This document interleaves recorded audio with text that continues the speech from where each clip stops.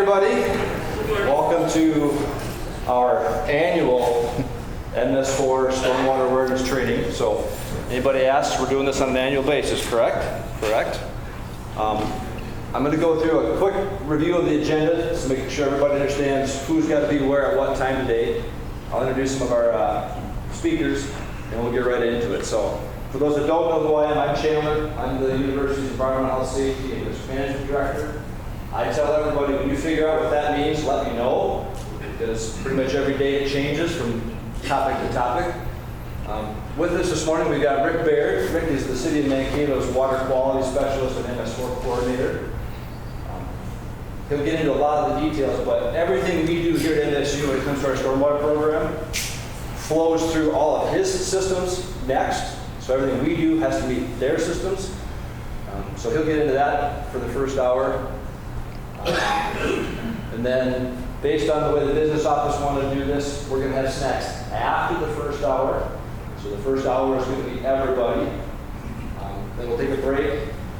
Trades guys, security, folks like that, you're free to go. Our GMWs, both on the academic and the life side, and our grounds guys. You guys can stick around for Lauren's presentation. Lauren is with Fort Consulting. The MPCA basically employs you guys to help spread the message about salt sand usage. So we've had Fort here probably 3 years ago. I think some of the grounds guys sat through a class that they put on good information about the salt sand use in the winter time. We'll take a short break then, and then at the end of the morning, our GMWs and our grounds guys are going to go through what I'm going to call the snow summit and talk about what are our plans going into this coming winter to ensure we're keeping salt, sand, shoveling, sidewalks, things all up to speed. So at any point, if you guys have any questions, raise your hand. We need you guys to understand this information, so if there's something that doesn't quite click, ask the question.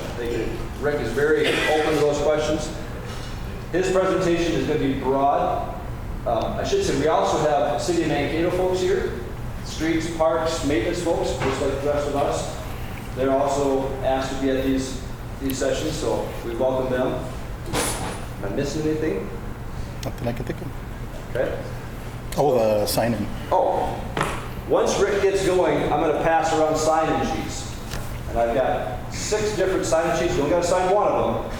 But I'm going to start one in the front of each section and one in the back of each section. When they get to the middle, somebody just hang on to them and we'll grab them at the end. When the session's done, one of our student workers is going to go through name by name and check you off that you were here. If your name doesn't show up on the sign-up sheet, guess what? You get to come in for the makeup session. Right now, we've got a makeup session for second shift, third shift GMW folks from 6. Starts at 6 o'clock next Thursday night. So you don't want to come to that one. Make sure your name is signed up on this sheet tonight, or this morning. We good? I think so. All right, without further ado, I'm going to transfer over to Rick, and he's going to get going on his presentation.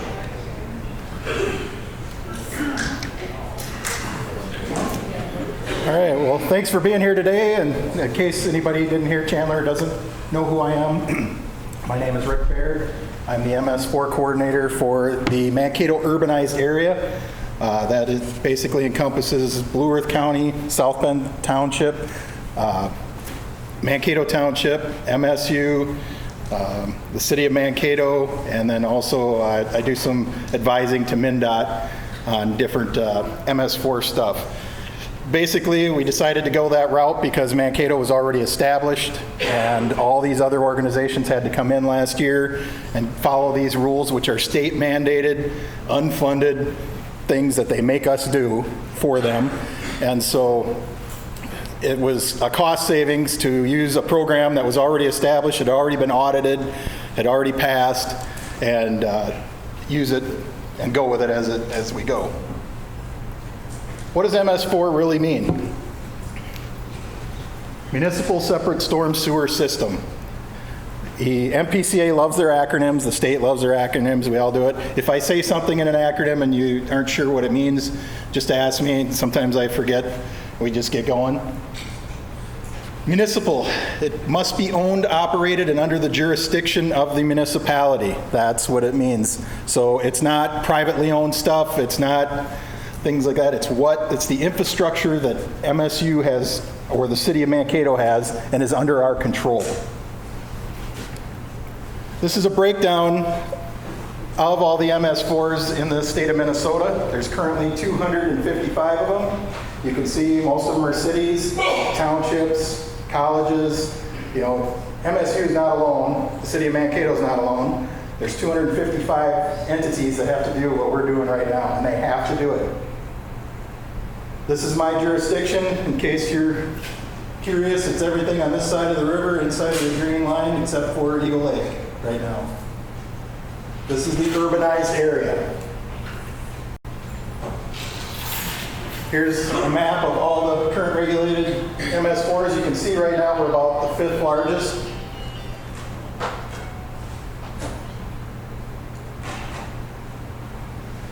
Where does separate storm sewer come from? Some of you may remember this, some of you won't. And some people still think it's the same way. I get told this every time when I go out and see people washing stuff down in the street. At one time, when you flush the toilet or if you dump something outside in the storm drain, it all went to the same place. It went to one plant to be treated. The problem with that is you get all that rainwater, and we couldn't build plants big enough or efficient enough to be able to treat all of that water and have it do it effectively. So what they did is they took that natural rainwater out of the picture and put that into the storm drain system, which drains directly to ponds, rivers, lakes, whatever's nearby it. And the sewage goes to the sewage treatment plant to be treated before it's released. So what they found out after they did that decision is things get contaminated in there. We dump stuff on our lawns, we dump stuff in the street, people throw garbage on the street. Well, guess what? That all gets carried down directly into those bodies of water. System. Basically a complex array of things. The simple form is anything that carries stormwater, that is man-made to carry stormwater. That is the system that we maintain and is under our jurisdiction. Your sidewalks, your curbs and gutters, your swales, your rain gardens, all of that stuff. Here's different examples. I have 4,000 of these that I have to protect in the city of Mankato alone. You guys have far less than that, but it's a major job. I can't be on every street and every corner, and that's why I ask for the help of my street department and other people who are out there just on a regular basis doing their regular job, and they see something weird. I've caught some crazy stuff, and they see it, and it's all because of our street sweepers and our street guys and our parks department. Here's some things we're trying to keep out of here. You got the dog waste, construction waste. This is a major thing. I have 3,000 signs made up a year to put in people's lawns who blow grass in the street to tell them to clean it up. I burn through every single one of them. That's how many people dump or spray their grass out in the street in the city of Mankato. Why is that a big deal, people ask? Because grass is just like toilet paper or paper towels. It soaks up everything that touches it. So your pet waste, fertilizer, your weed spray, anything that gets put out in there soaks into that biomass. You cut it off, you blow it into the street, you just transfer it down into the local body of water. And that's why all of our ponds and lakes are filled with algae, because they feed off of that stuff. One thing that I want to just throw in here is you guys here do a really good job on all of this. I mean, it's been a long time since we've had any clubs. One of our big concerns going forward now that we're officially in this work is our students. So those big parking lots out there, no students show up. Keep your eyes open for, hopefully we're not pulling up an RV and we're dumping things down during that way, but for the most part, I'm not worried about you guys. I'm worried about your students that come to campus. Yeah, I haven't had any complaints or concerns since we started this back years ago. Everybody's been doing a great job. I always make the statement, everybody laughs when they see this, but you're going to see, and our street department had to respond, so did I a few years back, where this actually happened. And I'll show it to you here in a little bit. You wouldn't think in 2019 that someone would do something like that. So basically, the EPA, because of all these issues, and they found that this stormwater was getting contaminated and causing problems, and you'll see a big reason why later in The EPA established 6 areas of focus. Educate the community. So I do stuff, I have a CIP meeting, Chandler's a part of our biannual meeting that we do for contractors. We put stuff on public television, involve the community. We also at those public meetings, we have them come there, ask questions, talk to us. I just finished a big deal out in the Wilson Creek area over by East High School where I met with all the community on issues with the creek that they were having out there. Find and eliminate illicit discharges. Now when we say this, and I tell our police and all that stuff, we're all super busy. We all have our own focus, and I totally understand that. And nobody's asking you to go out and clean it up or do anything like that. We're asking simply, because you know your area of expertise. When you're out there doing your thing, you're going to see something and go, that's not normal. That looks weird. And 9 times out of 10, even the times I'm thinking, oh, that's not going to be anything, I'll go out there and it turns into something big, and you'll see lots of examples of that. All we're asking is if you see something, say something. If something looks weird, follow your chain of command, call whoever you're supposed to call. In MSU, the city, we have an established call line, and let someone know. We'll figure out if it's worth looking at or not. And I've learned a long time ago not to dismiss anything, because as you'll see coming up, some of the stuff's just been crazy. I mean, you wouldn't think human beings would do that today, but they do. For here on campus, the first call should be to our office. And just say, hey, Chandler, do you know this is going on over there? And probably 9 out of 10 times I'll say, yeah, thumbs up, it's something our fine construction guys are doing, there's a trades folks that are doing something, but what we don't like to have happen is we get concerned citizens or folks in the campus that think they know what they're talking, call the city, call the MPCA, call the duty officer, when it takes about 10 minutes of our time to go out and investigate, find out for sure what the issue is. So we always ask, you can't get a hold of me, Rick with the city of Mankato is always there. The 311 number, we can always report to 311. But I hate to say it, but our highly educated people that live in our academic buildings sometimes, they get a little bit of information, think they're expert. And I can't say how many times we've had a faculty member call the city, call the mayor, call the MPCA. We then have to go respond to it and then show them, no, everything is correct. And we've got the storm drain protection in place. The SWIFT plan is there, but they don't see that, so they assume that it's not correct. So, And we track all of these calls that we get. So the one thing I would say in addition to that, because I've had, since I started taking over for the townships and the county and everything, we've had that same thing happen where people call outside of their own organization. Well, the problem with that is that goes through all these channels and all this time expires before it gets back to the people that can actually do something about it. And the problem with that is, if it is something bad, it turns into something really bad because all this time is expired. You call a local person who can do something right away, we can stop a tragedy from happening, because something that spills on the road, I always say, costs hundreds of dollars. It gets into that body of water, now you're talking hundreds of thousands of dollars, and plus, depending on what the chemical is.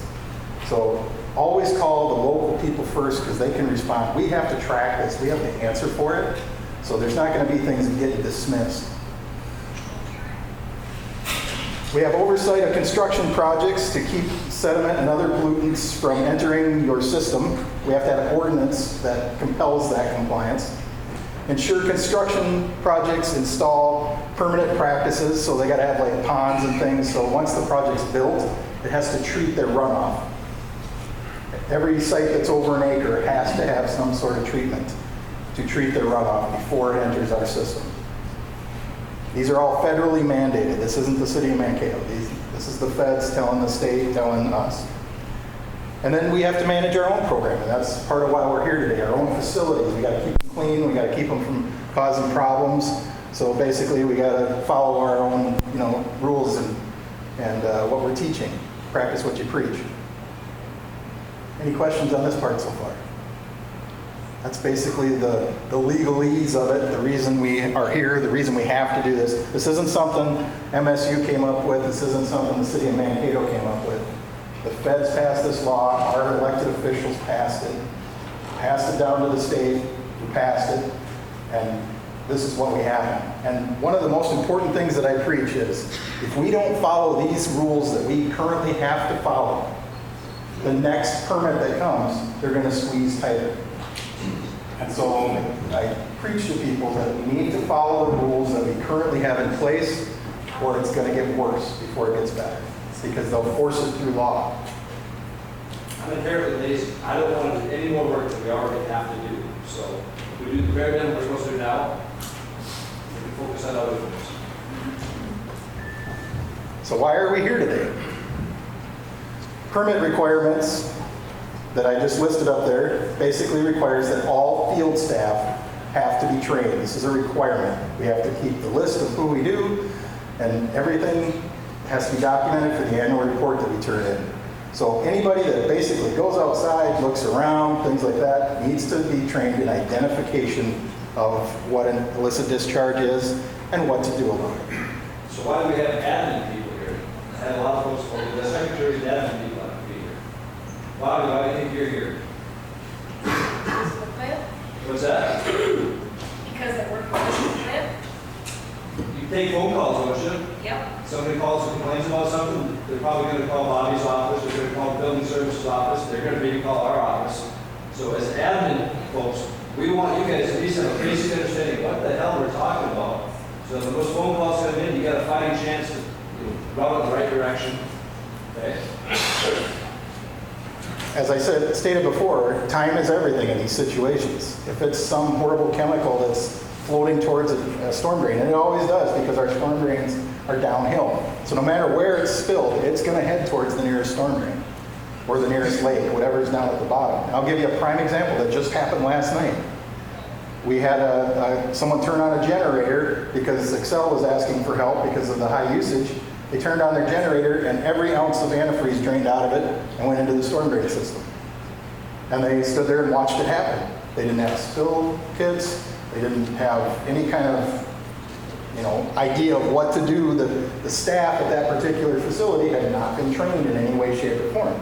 Guess where my next visit is, and once I get done with you guys? It's to set up that they need to have some kind of spill response. They got to know who to call. They called the fire department once it was over with. And so now we're trying to figure out how we're going to clean it up. And it's because the staff had no basic knowledge of where to start. They just stood there and went, oh crap, this is bad. I know it's bad, but what am I supposed to do? And then once they kind of came up with a plan, it was over with. Minutes, that's all it takes. Who are considered field staff? Public works, physical plant, facility staff, people that walk across campus, walk in our cities, out on the roads, people that are just doing their regular job and they see stuff. Police officers, security, I have gotten lots of good catches from our police department because they're out all hours of the night. I have to go and cover them in 4 or 5 different shifts to get them all, but it's well worth the time. Bus drivers, they drive the same routes. They know what things look like, and we all kind of get automatic. When we go into work in the morning, we're on autopilot. We don't even see things, but when that weird thing comes up, a sign is different, there's a cut in the road, we go, wow, that was weird, that's different. You notice it.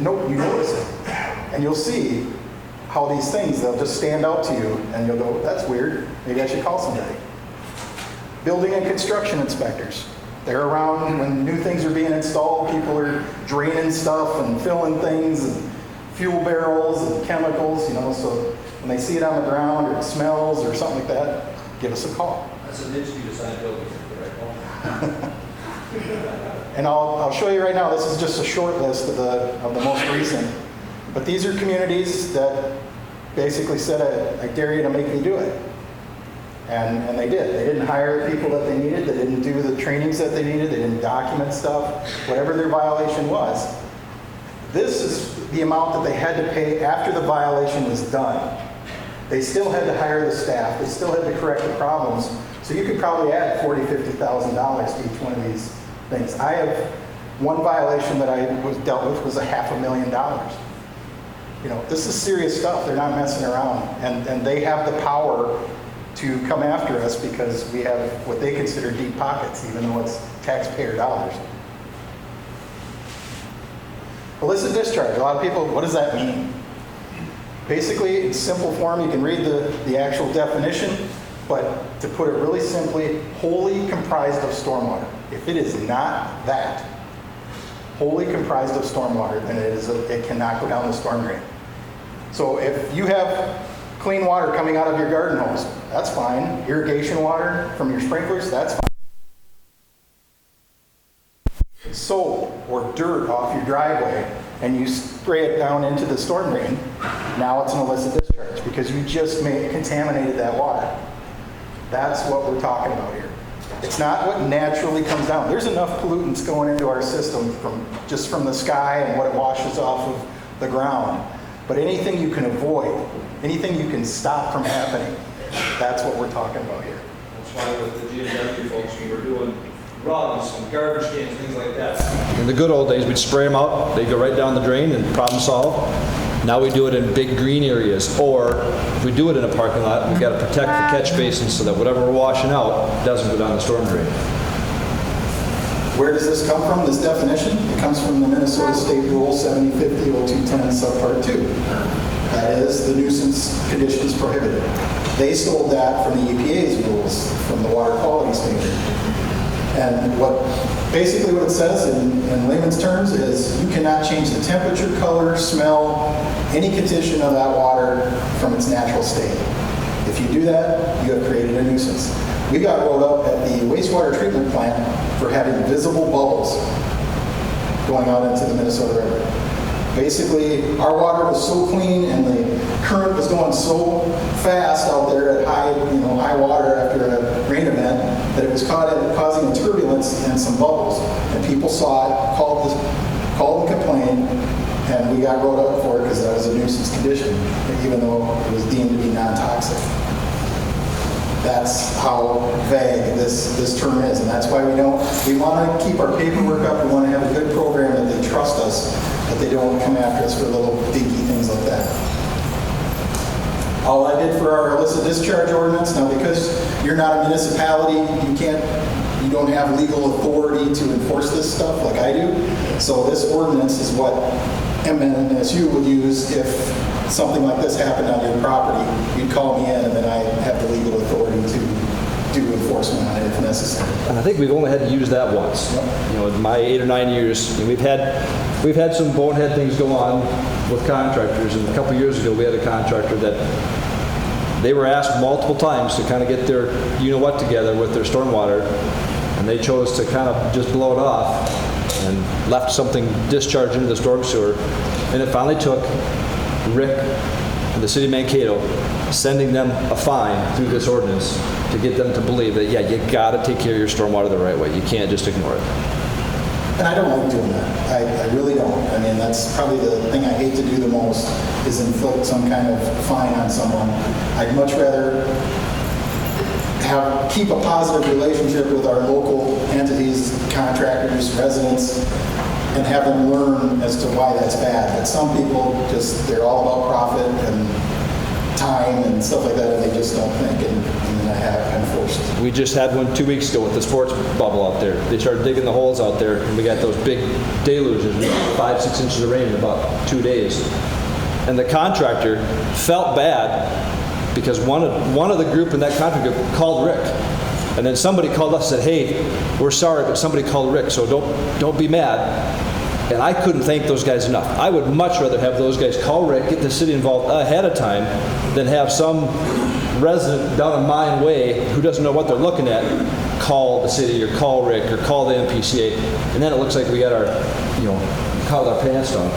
It worked out perfect because nothing had left that site. Rick came up, we worked together with the contractors and figured out exactly what to do next. And we got a plan in place, and all the water that came off that site was clean. Crystal clean. They did a really good job. And that's the other thing to remember. I work for Minnesota State University. I've been contracted by Minnesota State University with the city to help do this. We want to keep compliance. That's our goal, not to penalize people, not to get people in trouble. We want to keep compliance, and you're going to see why in a little bit. The main reason we're doing it is because it's the right thing to do, that ultimately. And what we're doing today is I'm just giving you what I call the 4-leaf clover effect, or the morel mushroom. How many of you go hunting for stuff like that? Rocks, artifacts, things like that. And when you first walk out there, you don't see anything.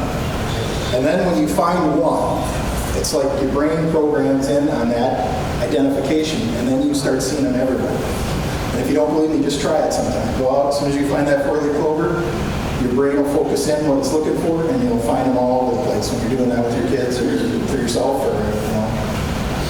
So I'm going to give you those visuals to see what's weird, catch your eye when you're out and about just doing your regular jobs. Obviously, if you're driving down the road and you see foam coming out of a storm pipe, that's probably not a good thing. That's not normal. What that means in my world is that somebody upstream has, and I get this a lot, in an older house, they have a basement, they decided to put a shower down there, or a wash machine, and the plumbing wasn't there for it. So they'll put the hose into the sump pump, and they'll shoot it out into the storm system. I've caught this many times.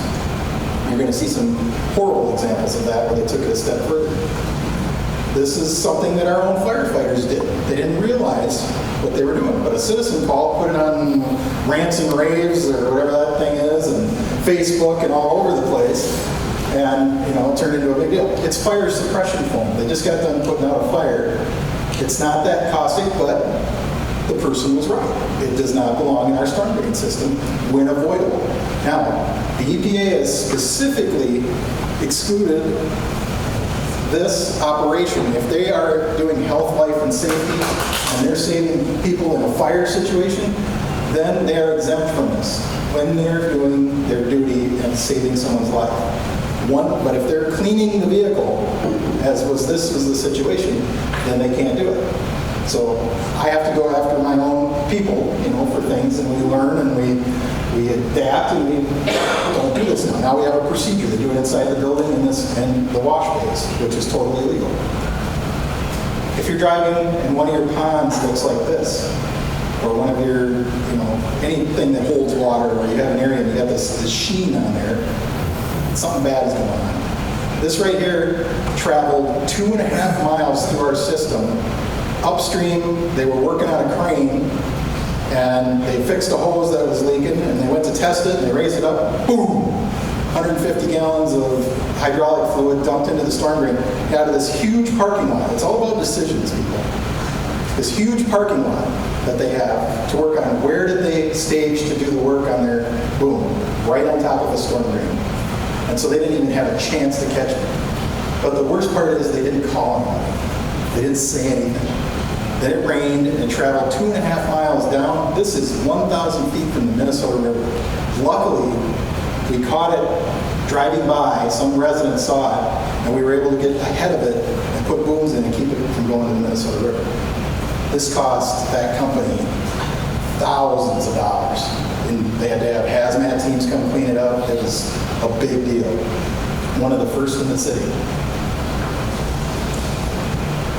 Like I tell the firefighters with that stuff, or any chemical that you work with, how do I know if it's hazardous?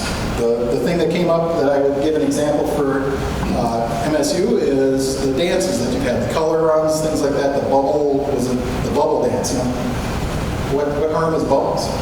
It says right in the SDS sheet, just like this does for our fire suppression stuff, avoid discharge to drains or water courses or onto the ground. Prevent entry into waterways because it has something in it. It makes you itch, it burns, it has something caustic in it. So if there's an SDS sheet for the product that you're using, it cannot go in the storm drain. Because there wouldn't be one if there wasn't a hazard. Concrete washout. This was one of the worst cases. This one made the newspaper, the news, all kinds of stuff. It was one of the first things I did. Basically, if you see that little thing like this, don't assume that someone just washed a brush or something.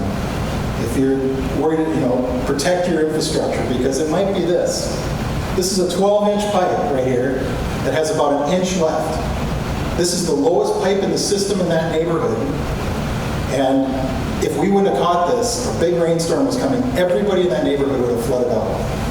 Because their sump pump's drain right there, and then it goes, and this is a main under the street. What happened?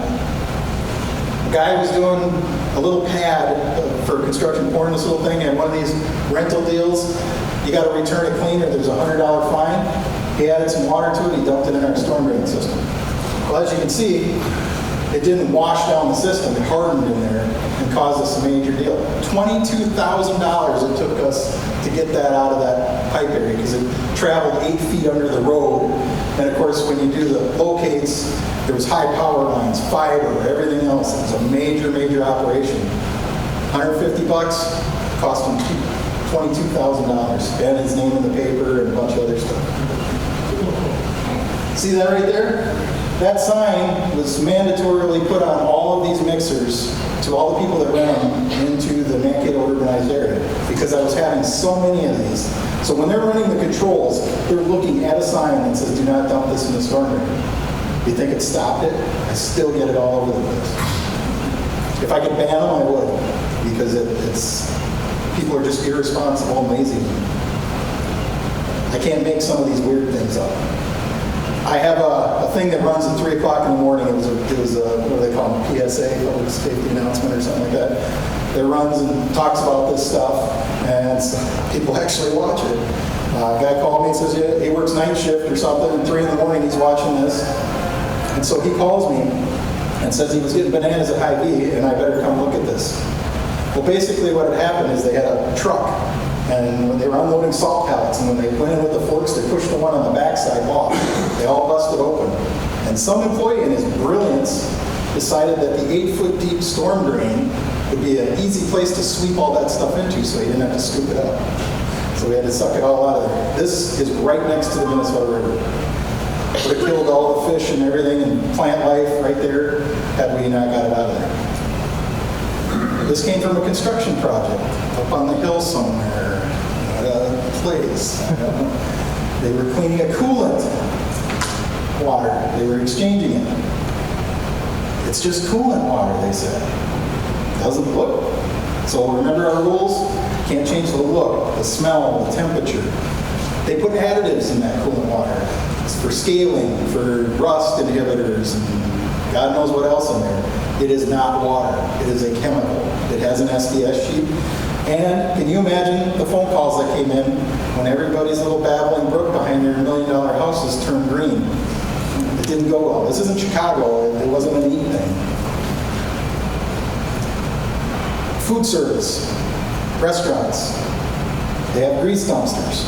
I have a big problem with this. When I see dogs and rats and mice and stuff hanging around licking the ground, they're not doing a good job of cleaning up their spills and stuff. Or they do like this individual. This was caught by a local police officer walking his dog off duty. Basically, they went out at 3 in the morning when the business closed. They went to dump their stuff. Oh, it's full. It's spilled all over. So they got another container to take the rest of it. But what did they do wrong here? They left the stuff that spilled. They didn't clean up after themselves. They let it go down the storm drain, or down the curb line, and it was like this far from the storm drain. Luckily, it was a cool fall night, and it coagulated. Because the minute it went into that storm drain, it's a $1,000 mandatory fine. There's nothing I can do if we can't collect it, get it back, and it's gone, and it's not an accident, and they didn't report it, I find it, I gotta track it down. Mandatory $1,000 minimum fine. This is my biggest pet peeve. I have given tickets to people in the drive-thru at a car wash for doing this. They'll take their thing, they won't go over to the nearby garbage can, they open the window and they dump their cigarettes out onto the ground. We have a park system where they have garbage cans every 10 feet, 10, 15 feet. People will take their garbage bags or their food bag, open the door, set it in the parking lot, dump their cigarettes next to it. Does anybody know how long it takes for a cigarette filter to break down? 200 years. 200 years. It'll sit and float around and sit in the dirt and be there for 200 years before you'll ever see it break down. They don't go away. I'll tell you a little trick. Just use unfiltered cigarettes. Yeah. Just wreck your lungs, not the environment. So you're driving down the road. I just want you to try this little trick. And people, oh, we don't have a problem with that in our city. Next stop sign you go to, look to the left. You're going to see these in the curb because everybody, when they stop, they don't put it in their ashtray. Why? Because they make their car dirty and it would smell and it looks gross. So out the window it goes. And then they sit in there. They go in our storm drain system, end up in their ponds, rivers, lakes. That's where they go. It all ends up there. I didn't even know this was a problem until our infrastructure people caught this. They were out flushing, which is a procedure where they open up all the fire hydrants to move the water, get the rust out, that kind of stuff. And they saw, we have a company in town that's got this crappy van that has basically a power washer inside of it. It's like not even a custom van, it's like a town and country. And then they slide this thing out, and they go around to all the restaurants and businesses that have grease hoods, and they wash them out in the parking lot. They don't do that anymore. But that's how they were doing it, just washing all this grease and using degreaser and washing it down our storm drains, all going into our rivers and stuff. The places where we fish, swim, hang out, you know. Another thing that I haven't been able to grasp is every dumpster installation has a storm drain right next to it. So if that thing leaks at all, it goes into the nearby storm drain. It's, for some reason, every one of these setups, people are getting better, and I'm reviewing plans and stuff when I see it to make sure that that isn't in the area where they plan to put their dumpsters. Because these things will leak. You put juice and rotten food and diapers and batteries and all that stuff leaks. But the number one thing is walk around your dumpsters that you have for your departments and look to make sure that that plug is in there. It doesn't cost you anything to call that company who you're renting these from to come and properly plug that. They're supposed to be plugged. If you see stuff leaking out of there, this stuff is horrible. This leachate, as it's called, is a cocktail of contaminants that you wouldn't believe. The last stuff I tested was 400 times the legal limit of water quality standards. It was horrible, and it stinks to high heaven. Compactors, same thing. The company, the big box store that I went to talk to this guy about it, comes out in a suit and tie, and he basically walks up to this stuff. I'm standing by this dumpster, and he steps over it like this and reaches out to shake my hand, and he goes, "So do we have some kind of problem here?" This stuff was full of maggots, flies, stomach, my eyes burned, couldn't even stand there. And he didn't have a clue as to what I was there for. And I just went, this stinky stuff. They had cut with a saw, a slit, so that it would drain directly to the storm drain system. And I said, "Why would you do that?" And he goes, "Because people were walking through it and tracking it into the business." And so I just looked at him and I said, "You rent this, right? It's leaking, right?" "Yeah." "Call the company you're renting it from and tell them to fix the seal. The problem goes away." It doesn't cost you anything. You pay for that service. People, it's just the mindset. People don't think about these things, and that's why we do these trainings. It's not that he was doing it on purpose or vicious or anything like that. He just didn't think about it. Another big thing I'll see, janitorial waste.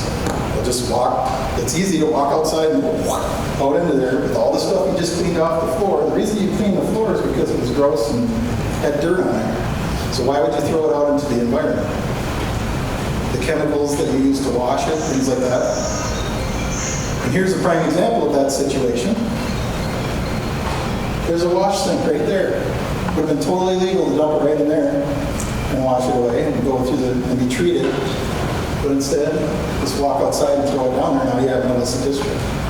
All of that's washing down into the local river.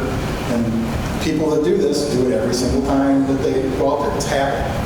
And so all that chemical, over all the times that they're doing that, is contaminating the nearest body of water. People ask me all the time if they can swim or kayak in our ponds, in our stormwater ponds. And I advise strongly against it. Why? Because of what I'm showing you. All of this is in there. That's the reason they're built, is to catch this stuff that people still dump out there. I was driving down the road the other day going to a meeting. I was running late for it. A guy is walking with a big bucket of antifreeze like this, sloshing all over himself, and he was about to dump it in the storm drain grate. And I stopped it by accident. He was changing the antifreeze in his RV. And he was going to go to the nearest storm drain and dump it in there. Antifreeze is horrible. Dog licks it, it'll kill him. It's terrible stuff, but they're dumping it down the storm drain. This right here is a shop, a typical shop. If you go to anyone where they're working on cars and stuff like that, they grab the nearest juice bottle or whatever to drain the gear oil and stuff in. and then they set it on off to the side. Well, then it takes up a room, so then they put it outside. We'll get rid of it someday. But then it leaks. The reason I found this one, the entire yard around the parking lot of this facility was dead. Like someone went out there with Roundup and sprayed it, and I thought, that's really weird. Everything, all the grass was dead. So I went up there and I looked around, and I could see that every time it rained and stuff, all of this oil and antifreeze and everything was leaking off of the parking lot into the grass and killing all the grass. I don't know if they still got it to grow back because the ground was so contaminated. Another place I went to, do we have the slot drains, the floor drains in facilities around here? So this place has the shop drains. You go in every so often, you lift the grates, you scoop that little cake out of there that stinks terribly. This 16-year-old kid was ordered to put it into these buckets. Someone called it in. He's walking out and he's sloshing this stuff all over himself. He's just covered in this nastiness. And they told him to take it out into our alley and dump it into our storm slot drain there. And he's out there standing on it, trying to push it down in there. When we sampled this stuff, it was so full of heavy metals and hazardous waste, it became a hazardous waste. The legal dumping of that hazardous waste turned into a huge deal. It wasn't just dirty sediment, it was actually hazardous waste. And that poor kid is soaked in this stuff. This is another pet peeve of mine. I think I've dealt with most of them. Pretty much find every single organization that does this work in town. The carpet cleaners. We make it free for them to go to our local wastewater treatment plant to dump this stuff because we don't want them doing this. But they're in a hurry. They got a 600-gallon tank. They would have to stop and dump 3 times. So they put their hose in our local storm drain, open the petcock, and just keep on cleaning. And every one of them says the same thing to me. It's just dirty water. It's no big deal. It's just dirty water. We use green product. Green product means it can go down the sanitary and it can be treated. It does not mean that it can go into the storm system. And the number one thing, I have sample bottles. I will take some of that water, I'll scoop it up, and I'll say, you drink this, and I'll walk away. Haven't had a taker yet. Oh, I can't do that. Then why can you dump it in our storm drain into our lakes, our rivers? And by the way, I always pull the grate, this is their clean water. This is what they tell me, it's just dirty water, cigarettes. And the reason they're there is because there's something that needs to be cleaned up. They're not there cleaning a clean floor. There's always stuff in it. I haven't lost that argument yet. Does anybody know what the the 2 worst things are for water quality? 2 most horrible things to ruin water quality. It's not what you think it is. It's blood and milk. Why? Because the bacteria that lives in that water loves that stuff. And it attacks it. The natural process of breaking it down, it attacks it. And they multiply and they just go after it like crazy. And then they use up all the oxygen in that water and they make it antioxidant. That's why when we have a spill of ethanol, or milk, or blood, or anything like that from a rendering plant, we'll put great big barges in and we'll stick an air bubbler in and follow that trail of contamination, keep the air going into there so that it doesn't kill all the fish and plants. A teaspoon of milk, I had a biologist do the math for me. A teaspoon of milk will kill a 10-gallon tank of aquarium. They'll kill everything that's in there so that they can't live. You wouldn't think that. It's true. You got facilities that do business in town, and they have, you have a construction site, and it's all running out into the street like that, going right down the storm drains. I spent this particular place, I had to have a street sweeper go there. I just started sending a contract street sweeper, and I just kept sending the bill to the company. And then finally, headquarters was, why are you spending $7,000 on sweeping every 2 weeks? And it was all penalties that I got. Now they have a paved lot, and they have their own sweeper. I don't have a problem with them anymore. Now, some of my people, that I work with will know what this is. But does anybody else have a guess? Looks like paper mache. Well, it kind of is. It's toilet paper. It's coagulated toilet paper. This individual has a rental property, it's an older one, he doesn't have plumbing in the basement, the plumbing wasn't very good. He put washing machines and showers in there, it burst the pipes in the winter. He didn't want to pay the money to have an emergency dig done, so he put all the sewage in the building into the sump pump. The sump pump couldn't handle it because it's not made to chew up toilet paper and the other chunky stuff that you see in there. And so he put a septic trash pump in there. Sprayed it out onto the sidewalk in front of the house that all the kids and the animals and the pets, and you're walking through. If you're walking down the street, you just see that little bit of a stain thinking weird. And you're walking right through, you're walking through people's feces. 3 different apartments. I had to condemn the house because it's a hazardous waste to have and kick them out of it and make the renter come back and put them up in a hotel until they got this fixed. His excuse to me was, it happened in the winter, it was too expensive, I was going to fix it as soon as it was warm enough. This is July when I caught this.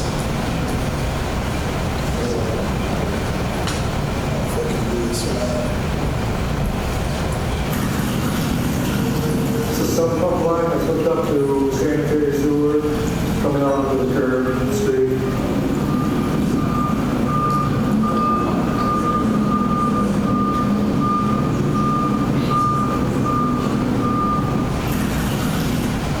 You think I'm, here just, oh, it's not a big deal, it's not that much. People are doing this stuff. You're walking through your neighborhoods, That's why we need to, there are people that have no conscience about this stuff. It's to save money or do whatever's free at the expense of other people. If you're walking through that and someone in that apartment has Hep C or some other horrible, disease that they're living with, and you're walking through it, you're contaminated with that stuff. This is a trailer park. Had bad maintenance. They didn't take care of their pipes. This was an empty one that was the lowest spot. The cap it wasn't capped properly, and it all started bubbling up. It came up out of the ground and went into the underneath the trailer that was right next to it. I got called out there. There was a young family. They were like 20, 19, something like that. They had a brand new toddler. They didn't have a dime to their name. They were renting this crappy trailer because it was the only thing they could come close to affording. They had no family, no means to go to a hotel. I called the landlord and said, hey, what's going on? You got to deal with this. They were in shock of me. Well, I'll get someone tomorrow when I get a chance to be there. And I'm like, no, actually, you're going to come here right now. You're going to put these people in a hotel until you fix your rental property that's leaking sewage all over the place, and it's also getting in my storm drain. She called me on it. That's one of those situations that it wasn't a reasonable person. By the time I left there, I had the Department of Health, MPCA, every organization I could think of. They had to fly their owners in from Chicago, who fired that lady immediately. And I think their end fine was in the 50,000 range, something like that. This is serious stuff, and it's total neglect. Remember what I told you about the guy with the crappers full? Street department, and I got called out, it was like 3 in the morning. We had to go out there. They had a concert over at the Civic Center, and the guy driving the bus noticed that the crapper was full, so what does he do? He goes into Entertainment Alley behind Blue Bricks and empties it in the alley. That is feces and toilet paper of some band. Can you imagine how nasty that stuff is? Dude, it stunk to high heaven. And the worst part is we got there and all the drunks coming out of the bar were like slipping and sliding and going, what's this? You don't want to know. 2019, folks, people still do this stuff. They make bad decisions.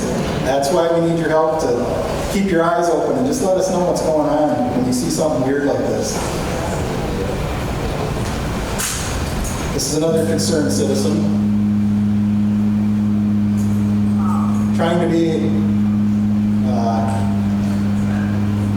trying to hide the fact that they're videoing this. But basically what you got here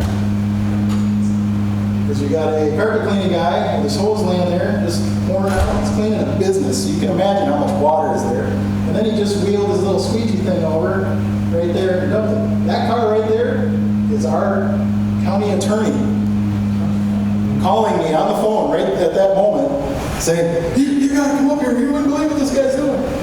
So yeah, this guy got a substantial fine. He didn't do it once. There's his hose. He did it twice, and he did it egregiously on purpose. It wasn't an accident, it wasn't a leak. He made a conscious decision to break the law. This was right next to the police station. A business in a strip mall decided to wax their floors and have it all stripped, and the company that did it for them at 3 o'clock in the morning just dumped all that stripper and all that stuff. You guys have dealt with this stuff, it's nasty. Just dumped it in the parking lot. Lucky for them, it was a crappy parking lot and it's got that little dip in there, and they kept it. But I made that guy drive all the way back from north of the cities at 2 o'clock in the morning, and I stayed there. He goes, yeah, I'll come down and do it. I said, I know you're going to, because I'm going to sit here until you get here to clean this up. And I made him come back and do it. Anybody have an idea what this is? Basically, I got called out here because of this weird foam. This was on Stoltzman Road heading out of Mankato.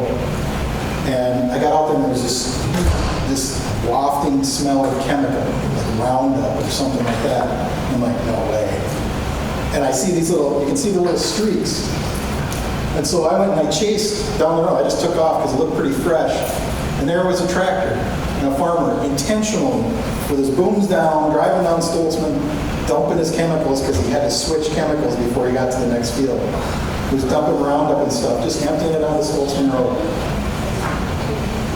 You don't think this stuff happens? You don't think it's a big deal? How horrible do you think that stuff is for the environment and for humans?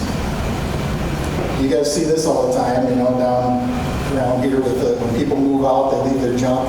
These open dumpsters cannot have anything that's pustrable. That is the definition in the law about sanitation. Anything that when it gets wet will rot, run off, anything like that. Those are made for construction, brick, block, wood, things like that. When they get wet, they won't leach up because these are not sealed. So you can, not only would you have the illicit discharge, you would be breaking state law and ordinances for using that kind of dumpster for the wrong products if it causes a nuisance. Grass, we already talked about that. Cleaning parking lots. We want people to have clean parking lots, but we want them to do it the right way. You cannot just wash all that down the storm drain. Why? Because it's people's cigarettes that they dumped out. Their coffee, their whatever they're dumping out their door, spit and chew, you know, whatever horrible things they do in parking lots. You've seen it, you've walked through it. They're just washing it all down the storm drain. So you have to block that off and suck it up with like a ditch witch vac or something like that, take it out to the sanitary place. Give us a call, you know, you can come out and dump it out there. Why do we do this? This is a pond right here near here. This is what they look like. It all ends up somewhere. You think it just goes away and you never see it again? This is one of our nicest looking ponds. It's got all this stuff. We got the insulation, pop cans, cigarette butts, Vita water, you know, construction debris. All is coagulating in the corners from people dumping stuff. If you don't believe me, go to the pond behind the free lots and just take a look from the parking lot. What comes from all this stuff? And I know you guys do a great job of sweeping on that lot as much as you can. But look at what still makes it there. From people, because they don't use your garbage cans that you provided for them. They just throw it out there, you know, flick their cigarette, spit their chew on the ground, and it all ends up there. But on the broader scale, you ever heard of the Pacific Trash Island? It's a real thing. This is why we need to do this, because it all ends up in the ocean. You can see the little scientist right there, swimming in the area trying to figure out what to do, taking samples. This thing is bigger than Texas times 2. It's between Hawaii, San Francisco, Alaska, and Japan. It's a vortex in a shallow area, and all the garbage that comes down the rivers and goes into the ocean just sits there and spins in a circle.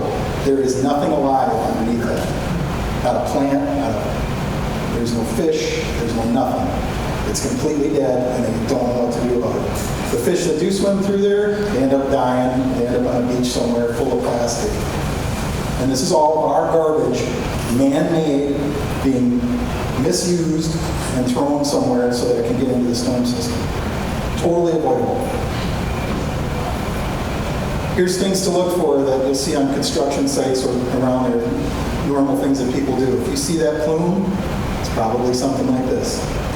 There is no situation that you will find in the city of Mankato where this is legal 9 times out of 10. Because it has to be approved by the city for them to do that. This guy just popped the manhole, and I said, what if that would have been an electrical manhole? He had no idea what that was.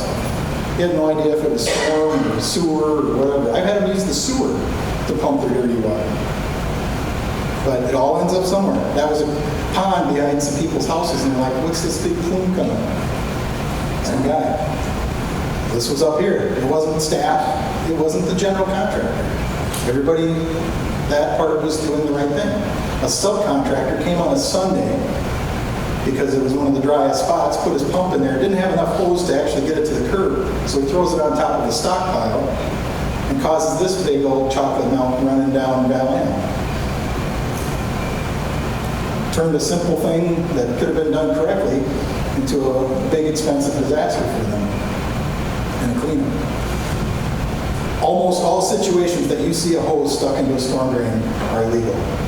Almost all of them. There's very few that get approved in the city because we don't want it there. We want it in grass, we want it in a treatment bag, something like that. So if you see something like that going on your property, give Chandler a call, we need to investigate it. Most likely, when I pull that out, it's dirty water because they're trying to get rid of it to dry things up. These guys, they show up randomly doing work in the right away and they'll do this. They always pick the muddiest, crappiest day. I think it's the job that they do when the weather's bad. Here was a job where they made a really good attempt. They used inlet protection, they used a bag. Problem was they used too big of a pump, the water was too dirty, and they put it right by the inlet protector. But guess what these guys decided to do? If it's coming out of the bag dirty, you need to stop. End of story. You need to stop. But it certainly cannot go into our catch basin, which is about 1,000 feet from the Minnesota River. And it wasn't flowing because it was so full of sediment that it clogged it up. So they pushed it out of the way. And I caught him driving down the hill on my way to work. This guy, he had all this green grass he could have put it on. Instead, you can see he's got too big of a pump because it's blowing the thing up. But he sets it right on top of the catch basin in our rain garden, ruins our rain garden, sends it. The Minnesota River is right behind here. You can see the dike. So went straight to the Minnesota River, just pumping dirty water. So not only did he get a fine, he had to talk to the MPCA, plus he had to fix our rain garden. Did he ever do that? All did good. This is what illegal pumping can do. You see, that's a 6-foot tall male that we're looking at. This shut Val Am down. The guy decided to drain a pool. Didn't want to take the time to have it go a day or so through the system. So he threw a 4-inch hose over the side of the hill and uprooted humongous trees, caused a mudslide that was taller than me all the way across Val Am, shut the road down. I think it was like $33,000 to restabilize that hill from the company and the homeowner. Bad decisions. Tracking, what's the big deal? Just got a little dirt on the road, but it looks like this going on into our system. It looks like coffee. And then if you're next to a body of water, if you care about our Great Lakes or anything like this is a construction site in the Great Lakes system. It wasn't doing its job, wasn't protecting things. You see how nice and clean that water is? Some of the last clean water that we have in the United States. And that's what happens when you don't care and you don't pay attention or follow the rules. Saw cutting ends up like that, running down into the storm drain. They cannot let that stuff run. They got to containerize it. They got to put boom on it and then suck it up, let it dry, sweep it up, something like that. Stucco, don't just mix it up and dump it in the parking lot because it's going to go to the nearest storm drain. This is what I like to ask people. You've all been trained to look at stuff now. Every piece of evidence you need to know what happened is in this picture. What just happened?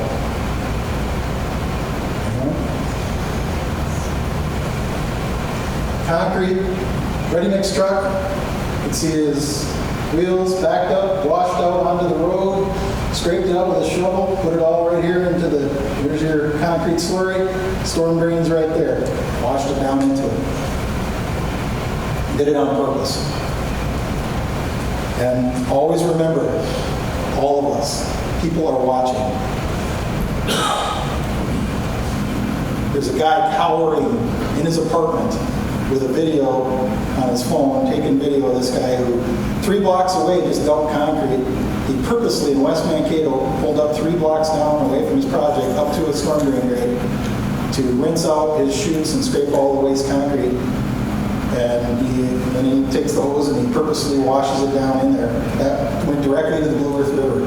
This guy had me on the phone. He was ticked. Taking video of it. I got everything I needed to prosecute this guy. You can see he's making sure it goes down the storm drain really good there. Lots of water. This guy broke ready mix driver rule number 1. He drove all the way from about 40 miles away to deliver this concrete, left his water on, turned it into unusable concrete, 10 yards. So what do? Let's dump it down the storm drain into a creek. 10 yards of concrete into a creek in a neighborhood. The resident that lived right in front of that place was a gal that was about this tall, about this wide, and she ripped him a new one. Boy, she just lit him up. She's got me on the phone as she's screaming at him, and he's playing video games while it's going on. Here's the thing for the plumbers. This building right here, this is one thing that I caught that I'm really proud of, that our infrastructure staff doing inspections, paying attention, caught. This is a business, that is really tied to Mankato, does a lot of good things for Mankato. They have 250 employees that work in that building 24/7. For 25 years, due to a plumbing mistake, all of their feces and waste from that building are going into the storm drain directly into the Minnesota River. And when I found this, I'm like, oh no, what am I going to do? Because I thought I thought they hooked up to the wrong pipe out here. But what happened was, most of these square buildings, as you know, they have the roof drains go through the building, and they use sewer pipe, because it's the safest, strongest stuff. And the plan said hook to the clean out for the sewer. There was a pipe here, and there was a pipe here, and they were absolutely identical. And so the guy didn't check, he just assumed because it was sewer pipe, and he hooked up the discharge of that building to the wrong pipe. And it took 25 years to catch it because it was done inside the building. And hooked the sewer up, and all the waste of 250 employees 24/7 was going out into the Minnesota River. And we caught it because of our inspection program that we have going on currently. Things can happen. Did that company you find that? It wasn't on well, for one thing, the plumber was out of business. He wasn't doing it anymore, but they didn't do it on purpose. It was a mistake. They were mortified by it. They did everything they could to fix it. Spent thousands of dollars to get it fixed immediately, shut things down, brought in porta potties. We don't prosecute accidents. We don't prosecute things that weren't intentional. And this was one of them. It was just a simple mistake. But now they did their due diligence. They've labeled all the pipes in the building, water, sewer, things like that, so that they know in the future. Because none of the people that actually did the work were even working there anymore. And then we get things like this. People drive by, they see in our creeks, in our rivers, some contractor dump something in there, you trace it up the road, popping manholes for 1.5 miles in the cold, freezing rain, and you get up to the top and you find that someone dumped paint waste in there. Like I said, it all ends up somewhere. These drilling guys, if they're working, this is one of their favorite things to do, dump that bentonite on the side of the road. They'll do it. This is downtown Riverfront in front of everybody. I'm camera. The guy told me, oh, we just noticed that and stopped. I pulled up the traffic cams. I can get them on my iPad. I watched it when it started and when it poured in there for 4.5 hours with the guy standing right there watching it happen, right into the Minnesota River. And then one of our last slides, this is for food service people. If you have contractors that come in, not this one, this one. A person called in and said that there was this horrible smell. They were walking their dog and it was just rancid. And they saw a guy come out of a restaurant and dump something into the storm drain. So they called the police. I had just trained the police like the night before. So they knew exactly what to do and who to call. They called me. This guy was cleaning out not only his fryers, but sucking out the grease traps. If you know how nasty that stuff is. Putting it in a bucket, walking out into the parking lot, and dumping it in the storm drain. The best way I can describe this is dog feces, pig manure, dead fish, and bleach is what this stuff smelled like. It was just the most disgusting. I have a pretty strong constitution from doing this job for 20 years. This stuff tested the limits of my capacity. It was horrible. And the guy said, oh, this is the first time I did it. We looked in the pipe. There was 100 feet of pipe from one catch basin to the next, and it was packed full. I mean, just like someone went in there with a press and pushed this disgusting fat and whatever else is getting dumped in the drain into that pipe. It cost $3,500 just to clean the pipe. That guy paid for all of that, plus $1,000, plus my time, police, everybody. This was an egregious act. And once I asked him, I said, there's no way you've just done this twice. He admitted to it. It costs money to get rid of that stuff. You have to pay someone to come and get it. I want you to learn something good from this. We're sitting here all the time, so I put this in here. Always look upstream. It's an important message. And then I'll end it with, you can't fix stupid. I want to make a sign so that when I'm out in the world, I can go, here's your sign, because I don't know what to say to this one. So there's an inlet protector. Doing the right thing. They never maintained it the whole job. Got a call, go get rid of it, take it out of there. They didn't bring a skid loader. It's full of sediment, so they can't pull it out of there. So what do? Let's fill it full of gas and melt it out of there. That's a good idea. This is an insult to redneck. I can't even say that. Fire department got called. The residents freaking out. I mean, just what goes through someone's mind to go, that's a good idea. Thank you for your time. Any questions?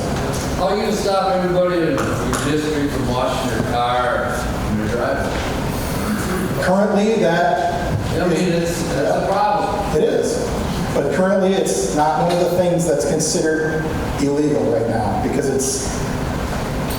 it's not on the scale of a company that washes vehicles. If you are a commercial company for profit, it's illegal to wash onto the street or into there. If someone calls me and asks me about that, I tell them, go take it to a car wash. That's what we prefer. Or wash it into the grass. Don't wash it into the street. But currently, it's not illegal to wash your personal vehicle, but we recommend that you don't. So that's where we're at with that. Until the state makes it illegal, it's a recommendation not to do it. Anyone else? All right, so we got about a 10-15 minute break here. There should be some snacks, coffee, juice, donuts out back. GMWs and grounds guys, we'll see you back here about 25 after.